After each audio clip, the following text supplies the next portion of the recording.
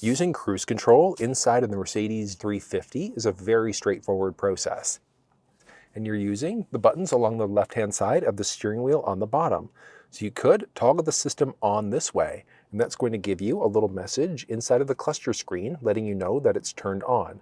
One thing to note is that it's strictly going to be adaptive cruise control, so no regular cruise. So with the adaptive, if the vehicle in front of you starts to slow down, yours is automatically going to brake. If they change lanes, you change lanes, pick up speed, it's going to pick you back up to your previously set speed. But once you've got it toggled on, you can then push either down or up in order to set your speed. You can then slide your finger up or slide your finger down in order to increase or decrease 1 kilometer or 1 mile per hour at a time. You could then push and hold up or push and hold down. So you're essentially pushing up or down this way in order to increase or decrease 10 kilometers an hour at a time or 5 miles per hour at a time. So let's say if you have it set at 37, you push up, it'll bring you to 40, then 50, then 60, etc. It works the opposite way down. You can hit cancel to pause your speed. You can hit the brake to pause your speed, and then you can hit resume in order to resume your previously set speed instead. There's also going to be a distance indicator. So it's how close or far are you away from the vehicle that's in front of you. There are 4 unique levels to that gap adjustment. And I want you to think of that one like a 1 Mississippi, 2 Mississippi for how close or far you are away from the vehicle that's in front of you.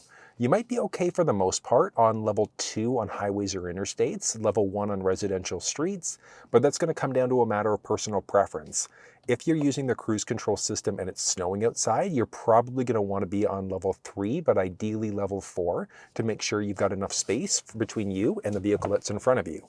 So let's go for a quick little drive and I'll show you how the system actually works here in person. If you want full walkthroughs though, like you want to know how to use the steering wheel buttons, go through the cluster or the infotainment, you'll find walkthroughs down in the description of this video. All right, so I'm going to go ahead and turn the system on and I can set my speed now. I can roll up or down to increase or decrease 1 kilometer, 1 mile, or I push up to bring myself to 50. I'm on a 50 road. I can do a gap adjustment now, so how close or far am I away from the vehicle that's in front of me. Feet are completely off the brake there and it's slowing me down perfectly. Nice. And it's going to bring you down to a complete stop. You might have the option of it waiting up to 30 seconds for a stop and go, depending on your current traffic conditions. But realistically, like you can hit the accelerator to keep going or just press the resume button in order to resume your previously set speed. Again, in a nutshell, push on or off in order to toggle the system on or off this way. A distance indicator, so how close or far are you away from the vehicle that's in front of you. You can set your speed by pushing up or down. So if we hit cancel right now, you could resume your speed or set your speed at a lower speed if you'd like to, roll up or down to increase or decrease 1 kilometer, 1 mile per hour at a time. So it's straightforward using it. And since this is the hybrid, you can see here that we're using our power. So we've essentially got our power gauge right now, using it in more of an electric mode. So we're in hybrid mode.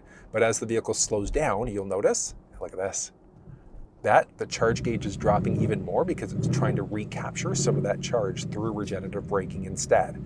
So it's pretty neat the way that the systems here work in tandem with one another. You can see there, up we go.